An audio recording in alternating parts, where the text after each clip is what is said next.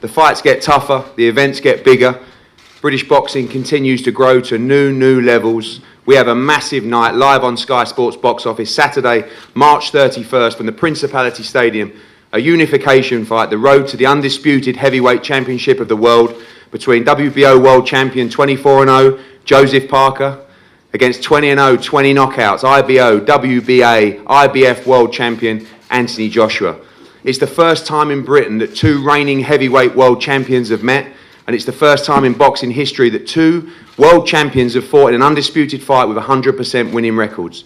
This is a great fight between two unbeaten, fast, hungry, dangerous heavyweight world champions, and it's part of a huge year of boxing live on Sky Sports. We're going to hear from the fighters now, live on Sky Sports News, before we talk to the camp. Firstly, I'm going to pass over to the reigning WBO heavyweight world champion, Joseph Parker. Hello everyone. Firstly, it's good to have you all here today. It's great to be back in London. We love it here. We love the food, we love the people, and we're always well looked after. This time is an exciting time to be a heavyweight, especially with this fight that we have lined up. It's good to, flying here, there was nothing sort of announced or locked in, but now that we're here, I'm thankful that we have this contract signed and looking forward to having a date to sort of work towards. I'm looking forward to leaving here tomorrow, back to Vegas to start a hard training camp with my coach Kevin Barry. This is probably going to be the hardest camp in terms of training the hardest and putting in the most work because I have a big challenge in front of me. Joshua, Joshua, I've watched him for a long time. I know he's watched me coming up. I know his strengths. I know he knows mine. I know his weaknesses, and he thinks he knows my weaknesses. And I look forward to, I can't wait to have this fight happen March 31. I can't wait to train hard, can't wait to be back, to put on a great performance, hopefully catch him on the chin and knock him out. Thank you, Joseph. The only world champion with 100% perfect record, 20 wins, 20 KOs. And I pass over to the reigning IBO, IBF and WBA heavyweight champion of the world, Anthony Joshua. Happy New Year, everyone. It's good to be back, doing what I enjoy. Last time I was in Cardiff. It was a great night. And I took my time because I really knew I wanted to set up for a big 2018. Didn't do nothing spectacular, but I made sure I secured the bag. I got the win, and that was the most important thing. And now we're here. As I said, it's kind of about making history now, and we've always been moving in that direction. So it's an honor to be up here with another world champion. But in terms of Parker, I don't really know how to take his camp in terms of what's been said and what's been going on, but I take everything with a pinch of salt and I roll with the punches. This is for another strap, and as he said, he's going to be training extremely hard. I think we're all blessed with the ability to work hard. There's no doubt about that, but one thing that I think separates myself is the fact that I mix intelligence with hard work. So not only am I going to be in peak physical condition, I'm making sure my mind's in the right place as well at all times. So I'm looking forward to embrace the challenge, not only from a physical standpoint, but the mental challenge that will come with this fight as well. Thank you, Anthony. I'm going to pass over to Team Parker now to say a few words. Firstly, from Duco, talk about the words of the camp. David, it's been a pleasure working with you so far in the build-up. I know you got plenty to say and did a great job in building this fight as well, and truly believe your man will become the unified world champion on March 31st. Yeah, hey, thank you everyone, and thank you to Eddie and Anthony Joshua for stepping up. People talk about unification, but some don't do it, and talk's cheap. AJ and Eddie have stepped up and made it happen, as have our teams, so I think that's great for the sport and great for the fans. Look, yes, there has been a bit of talk in the build-up, so I think it's important that I clarify a few things. I think, speaking personally first, I actually have an immense amount of respect for Anthony Joshua, as does our team. I think from his beginnings to turn your life around and achieve what he has is a great role model. And I think that winning Olympic gold, with having only walked into a gym at a later age, is remarkable. So we respect that. and we respect the achievement of winning 20 straight fights and holding the 2 belts, and we respect even more that he's now stepping in with Joseph Parker unified. Having said all of that, in most countries in the world, it's customary in sport to analyse the strengths and the weaknesses of the opponent. It's not personal. It's and in most sports it's customary, be it tennis or Formula One. The media and the pundits analyse each other's strengths and weaknesses. And so something that shocked us is apparently in English boxing it's not customary to do that. So it came as a bit of a surprise when we started pointing out what we see as chinks in Anthony Joshua's armour. And there seemed to be a shock that we dare speak about these things. They weren't personal, it wasn't trash talk, statement of fact. Joshua has allegedly, and there's footage going around, been dropped a few times, and we made a point of that, and that killed 2 birds with 1 stone. One, people thought, who the hell is this Team Parker and Joseph Parker? So educated the market that there's another world champion named Joseph Parker, and made Joseph big a name here. It created a rivalry, so it built this fight up. And incidentally, Joseph has never been dropped. Started on the pads at age 3. And so it makes it very interesting because the 2 styles, they come forward, these guys, and look for the knockout. So if they're trading, what do we know? We know that one guy's never been dropped and the other has. And so it's important that we do that. That's my job, because a lot of the English see it as a one-horse race. They write Joseph Parker off. The bookies write him off, right? But when you think about it, I think experienced boxing people will go, hang on a minute, Joseph probably a bit quicker on hand speed, definitely got a better chin, and I would add mentally tougher. But you know what I learned when I was dropped in that Klitschko fight? Because a lot of people that have spoke about me getting dropped, and hand on my heart, I've used it as a PR stunt in the terms of what you're using it as well. Because when you talk about myself getting dropped on what you've done, it's a markability strategy. And when you want to talk about facts, the 3 times that I have been hurt or dropped was in the European Championships, when McCracken knows I was actually banned from the GB team because I was still getting in trouble. So I went back to Watford, I stopped boxing, and 2 weeks before that European Championship, I was called up to represent the country. I was very unfit, I didn't get dropped, I got stopped. When your tank is empty, it's hard to perform. The second time was with David Price. I'd come out of a police cell the day I went up to training. I'm not going to use that as an excuse, but David Price is a puncher, and lack of experience. And then with Klitschko, and you know all them times what it taught me, it would take more than a human to stop me from where I'm destined to be. And that's why I learned not to walk with sight, because when you're fatigued, you don't know where you are. I walk with faith in this journey. So in terms of using it as a PR stunt, the rumours that you have heard, they're fake news, hand on my heart. So PR, whatever you want to use it for, is between you and your camp. But in terms of facts, I speak on those 3 times. And as I said, what I have learned in those times of adversity and going through storm is that it will take more than any human to stop me on this journey. Well, thank you, AJ, for addressing it. I don't know if it's been addressed before. I appreciate that. So basically what I'm saying, this is a 50-50 fight. Why? Parker, again, I repeat, I think he's got a better chin, he's quicker, probably better footwork, and mentally tougher. So the fight's a lot closer than what people think. I'll leave it at that for now. Thank you, David. Look forward to hearing more from you later. Kevin, obviously this is a fight that you've been studying for some time as Joseph trainer, and I think when we spice things up at with the questions later, deep down everybody in boxing does know, and David's right, this is a proper fight. This is a great unification heavyweight matchup between 2 very talented, undefeated heavyweights. This is a really exciting fight, and the heavyweight boxing division needs a fight like this. In fact, boxing in general needs a fight like this. They need champions fighting each other. The styles of this fight are a perfect matchup.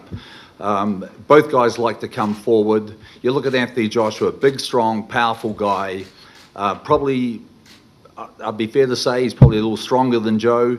Won all his fights by knockout. Has a considerable height and reach advantage over Joseph Parker. Joe, as Dave's just outlined before, taking the job as the promoter and the trainer, talking about Joe's hand speed, his footwork. We know that Joe's got very good stamina. We know he's very, very durable. That's what makes this such an exciting fight. This fight is no surprise to us. This fight has been in the makings, I believe, for the last 3 years. We have looked at Anthony Joshua since he came through the Olympic program winning the gold medal. We have terrific respect and admiration for him, what he has achieved. There are a lot of similarities between Joseph Parker and Anthony Joshua, and I know both camps have watched each other over the last few years. If you look at 2014, 15, and 16, Parker fought 5 times a year, Joshua fought 5 times a year. They were the standout prospects in the world at the time, and they had the busiest schedules. You know, we've watched, Joe and I have sat down, we've watched all of Anthony's fights. We've sat there, we've got a log book, we've got playbooks. You know, we knew that this day was going to come. Providing both guys stayed undefeated, we knew that we would be sharing a ring with Anthony Joshua. So, you know, we know his style, we know his strengths. I know that he studied Joseph. This is going to be a very, very exciting fight. Joseph Parker needs a career-defining fight. I believe that Anthony Joshua got his career-defining fight when he fought Vladimir Klitschko.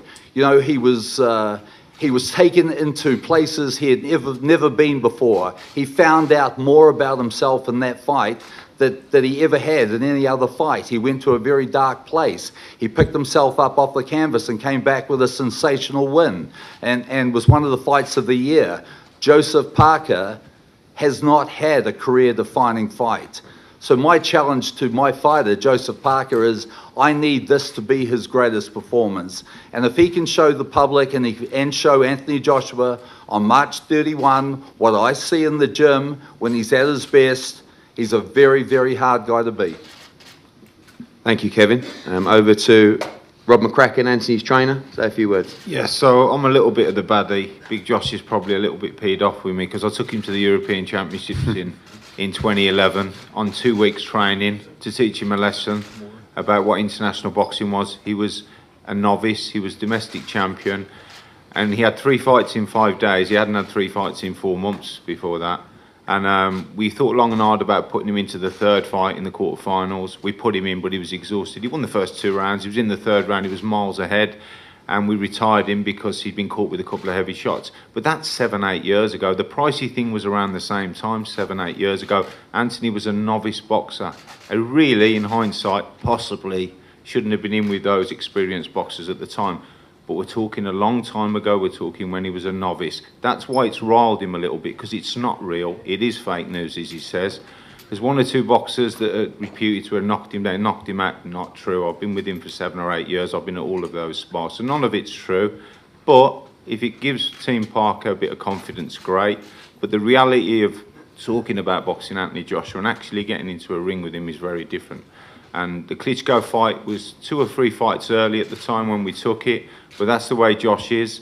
It was 2 or 3 years early when we took him to the Olympics and the World Championships, which he won. And he stepped up to the challenge. He's different to most fighters. He'll do it in half the time of what it takes most fighters to do it, or get to the top, or reach their potential and the top of their ability. He's very professional. He doesn't like the trash talking, but he's a smart guy. He'll prepare diligently for Parker. He'll take him deadly serious. Parker's a good fighter. He knows what he's doing. And, you know, he's done really well to win a WBO title belt, and he's fought some decent opponents, but he's not fought Anthony Joshua.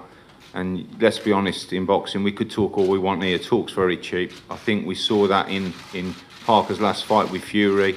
You know, he was a strong favourite to win, and he struggled badly. And, you know, we believe he'll struggle badly on March 31st, and AJ will go away from today and he'll prepare diligently for it, and he'll produce a great performance on March 31st.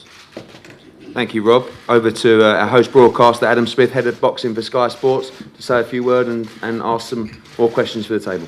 Yeah, thanks, Eddie. What a wonderful matchup. 44 fights, 38 knockouts between them, both unbeaten. Only the 2nd ever unification between undefeated heavyweights, and the 1st ever clash between 2 reigning heavyweight champions on UK soil. Lennox Lewis, of course, unified the division back in 1999, but AJ will want all the belts. Deontay Wilder holding the WBC, of course. This, I believe, is the right fight at the right time for Anthony Joshua, but as Kevin eloquently said, it's the right fight at the right time for Joseph Parker. So let's get to Joseph straight away. You say, or Kevin has said, you've been studying Anthony Joshua for a number of years. Do you believe this is your destiny and that you've got all the tools mentally and physically to be able to deal with what you've seen of Joshua so far? Yeah, you know, I met Joshua once, or sort of met him back in Azerbaijan when we were amateurs, and he was doing quite well, and I've been studying him ever since then. I turned professional before him, and watched him at the Olympics. I watched him coming through when he first started his professional career, and I feel he is a good fighter, and he's got a lot of support, as you can see, and he does a lot of good things, and some things are not that good when he's fighting. But I think this is my time. I think it's my destiny to be here, to be part of this major event, and I feel like it's my time to to put up a great challenge, and I feel like I truly feel I'm going to win. What do you think you do better than Joshua? I feel I have better speed, I feel I have better movement, and I wasn't able to display it in my last few fights, but I think it's time for me to actually show what I can do in the ring. And how do you feel about your promoter David's comments about Anthony Joshua? Have you been playing along with this, or what do you feel about it? We're a team, so I back my promoter in what he's been saying, and I guess, this is the way that he's trying to promote the fight as well.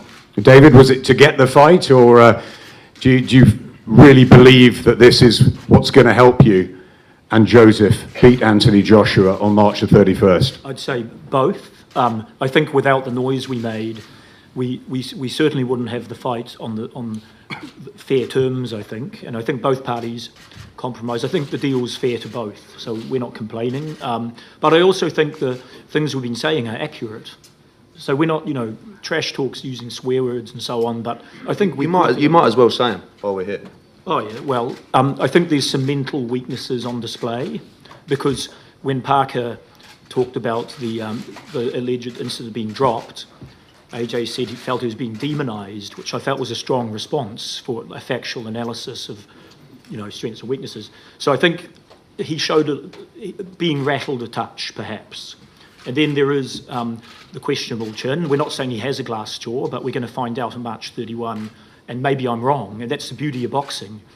If Joseph... But you can't say what you've been saying, and then when you're 5 feet away from him, you can't let your bum deceive you. Eddie, what are you saying? I just said... No, you said he might. You said he might have some mental weaknesses. You said he has mental weaknesses. You said he is mentally weak. He is mentally weaker than Joseph Parker. You said he's mentally weak. Okay. You don't Anthony Joshua is mentally weaker. You don't do what he is doing and be mentally weak. You don't walk out in front of your home city and win gold at the Olympics. You don't walk out in front of 80,000, empty your tank, get up off the floor and stop Vladimir Klitschko if you're mentally weak. You also said he has a glass chin.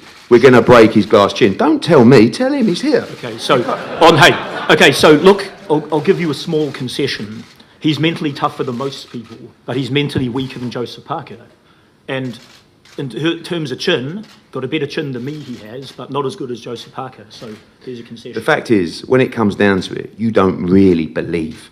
Because I've heard you all saying, someone's getting knocked out in this fight. It's either me or him. That's not the same feeling on this side of the table. This is 100% same as what we do every time. Win, knockout. It's not we might get knocked out, we might get hurt. We don't. We win this fight. So you can't say one thing and then when you get here say another. I appreciate you trying to build the fight, but do you truly believe you're going to win? The Team Parker truly believe they're going to win the fight. Not someone might get knocked out. Do you honestly, truly believe? I believe it's the destiny of Joseph Parker to win the fight and make history. The answer's no. Go on, Adam. Anthony, as Rob says, you don't enter trash talking, but have you been riled by what's been said from David and the camp? What's riled? Not really, nah. But it is what it is. As I said, we're here to handle business. First is the verbal wars before the physical ones. And it's part of the game. What can I say about the verbal wars? As I said, I'm not really into it as such because, it's an opportunity for both camps. I would fight him in the car park for free. It don't matter to me. Do you know where I'm coming from? This is what a fighter's mindset is. So that's what I want to do, is fight. That's why I don't take my foot off the gas. In terms of training camp, it's not as if I've started, I've lived it, and I still live it. I came in heavy for the Takam fight when we had a change of opponents, the motivation and all that malarkey. But I'm motivated, as I said, I just wanted to secure the win that fight so I can plan for a massive 2018. The trash talking as such. And when I was talking about the likes of Federers and so on, it wasn't in terms of replicating who they are. I'm just saying in terms of other sports, when we're talking about tennis and golf, I was saying that these heavyweight championship belts should be held in high esteem. And I don't want to come here and demonize Parker and say everything he's done is rubbish. You know, anyone that's just walked into a gym can achieve what he's done, because what he's done is phenomenal. It's history, it's groundbreaking. And that's what I'm trying to say. As champions up here, we should be holding our achievements in high esteem and show respect as ambassadors of the sport. That's where I was coming from. I'm not trying to replicate what he's done, but I'm saying in terms of other sports replicating where boxing is, I think the trash talking should still hold a sense of respect to what we've achieved. And world champion to world champion, I look at it like this. In terms of mental strength, it's all good. I've defeated champions. I've faced Olympic champions. So what Parker will see and who you say he is, I feel that he'll be looking at the mirror, because across the ring will be someone just like him. Another world champion, another undefeated champion who's mentally tough, with speed, that can take a punch. And if he does take a punch, there's two types of people who take a punch. One who gets put down and stays down, or would you hate to fight the one who gets put down and gets up and keeps on coming? And that's who he's dealing with, really. So he'll be facing someone who he sees every day in the gym, who his coach sees every day in the gym, to reflect in the other corner. So that's what I think will make it a great fight. Joseph has said he's been watching you for some time, many years, preparing for this moment. Have you done the same thing? Has he been one big name on the horizon for you? Or we know of the Tyson Furies, the Deontay Wilders, but what about Joseph Parker? How highly do you rate him, and how much have you studied him? He's done really well. Him and his team have done really, really well. And from the amateurs to now, massive respect. And in terms of like studying, I like to study, you know, Meldrick Taylors, Jersey Joe Walcotts, Ezra Charles, old school fighters, to the new school. I like Canelo now. So I study more of these guys to kind of replicate what I do. I'm more interested in how I'm developing. You know, I'm coming from, and when I have an opponent to face, for that period of time, I'll worry about who they are. Because what I learned from the amateurs, due to my lack of experience, is I used to watch everyone, study who I'm fighting.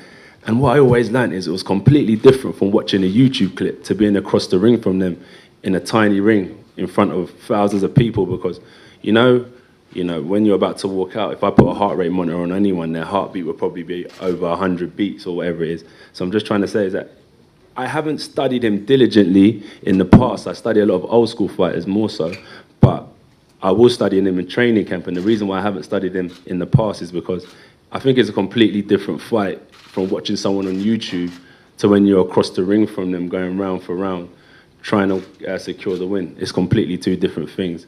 So in terms of strengths and weaknesses, the focus is to win, you know, and do whatever you can to win. And it's like, I could be waiting for Joseph to throw a lazy jab the whole fight, but it could be something that he's brushed up on in this training camp. So in terms of his strengths and weaknesses, I don't know what they're going to work on this camp. This is going to be his best fight. So let me work on what I'm good at, what I'm weak at, and I'll bring something different. But at the end of the day, at heavyweight boxing, you know, this isn't a 3-round fight based on skills. This is a 12-round dogfight, and you've got to have heart. Kevin, obviously this means a great deal to you to be involved in a fight like this. What will be different in your training camp out in Vegas this time to prepare for Anthony? Well, yes, this fight does mean a great deal to me, and look, you know, we're fighting a very, very good fighter. In fact, if Joseph Parker doesn't bring his A game, it's going to be a very, very difficult night. When you get a big guy like Anthony Joshua coming forward all the time, letting his hands go, you know, we've got to slow that momentum down. We've got to be able to stop him. And, you know, I need Joseph to throw a lot more punches than what he has done in the last couple of fights. He needs to be far more active. You know, we realise that this is a really big test. But this is, you know, this is what we have been waiting for a long time. This is what really excites me, and it really excites Joseph Parker. Now you find out how good you really are when you fight the so-called best guy out there, because we believe that we're the best. And we're really, really happy that this fight was able to be put together. It's a, you know, these sort of fights don't happen very often.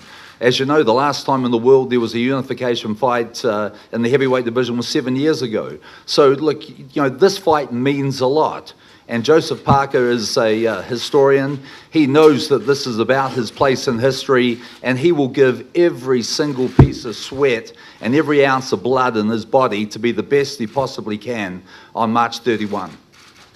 And Rob, you've got the guy that will do exactly the same thing, but tactically it's so different, isn't it, to Vladimir Klitschko and Carlos Takam? Yeah, tactically it's different. The fight's different as well. It's not Takam, it's Parker for another belt. Josh will train hard. He'll look at Parker. We'll analyse him over the weeks in Sheffield, the long hard weeks in Sheffield, which I'm sure he'll enjoy. But he'll prepare seriously like he always does for opponents. And the late pull-out of Pulev was really disappointing. And Kevin Barry, who's an experienced guy, will know that if the opponent pulls out a week before, it's very difficult. So it was a motivational thing. It's going to be the same for Parker when his opponent pulled out not long ago. But tactics are tactics, strategies are strategies, but a fight's a fight. And I've already said Tuck's very cheap. We'll see what happens on the night. But, I know what Anthony will do on the night. He'll be ready. He'll be as good as ever, if not better.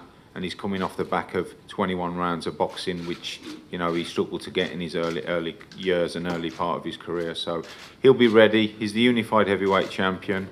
He takes on all challengers. Joseph Parker's only getting the opportunity to fight him because AJ wants it to happen. AJ generates huge crowds, lots of excitement, and he'll deliver that again on the 31st. Parker's good, but he's not as good as AJ, and we'll see that on the 31st as well. Talk is cheap, but it is fun. David, have you got a final message to Team Joshua? Yep, may the best man win, and we firmly believe after that analysis of strengths and weaknesses, it will be Joseph Parker on the night. Joseph, final prediction from you? I'm going to get that win, and I'll be unified. Trust me. And Anthony? Well, may the best champion win. Yeah, and that's what I was going to say. It's a rare occasion that these fights come together. It's phenomenal. And you know what we bring. We bring fireworks. It's going to be good. Tactics, strengths, weaknesses. People sitting closest to the ring will be able to hear leather trading. And as I said, I was a bit sceptical on how to take this camp because, as I said, I'm quite respectful to people, but I didn't want to switch it up. But I respect their camp as well. And hopefully after we can shake hands, and I hope that the people watching at home and in the arena are real winners because they'll enjoy a great fight. Thanks, guys. Thank you, Adam, and thanks for all coming today. We're going to pose for photo.